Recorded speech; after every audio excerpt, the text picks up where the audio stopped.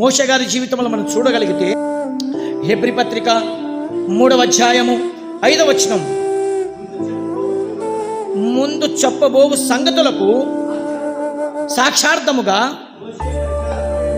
మోషే పరిచారకుడై ఉండి దేవుని ఇల్లంతటిలో నమ్మకముగా ఉన్నాడు.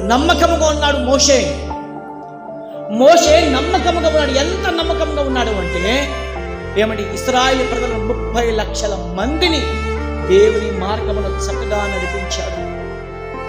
30 లక్షల మందిని అరణ్యములో వారికి కావలసిన ప్రతిదీ కూడా దేవుని పైన ఆధారపడి, దేవునికి ఆనుకొని, దేవుని పైన నమ్మకం ఉంచి దేవునికి నమ్మకమైన వాడుగా పనిచేశాడు. ఇశ్రాయేలు ప్రజలు మోషేకు దూషించిన, ఇశ్రాయేలు ప్రజలు మోషేకి నిందించిన, ఇశ్రాయేలు ప్రజలు ఎన్ని మాటలు మోషేకి అనినా నమ్మకాన్ని కోల్పోయి, ఎందుకో తెలుసా? నమ్మకముగా ఉన్న వానికి జీవ కిరీటం ఉంది.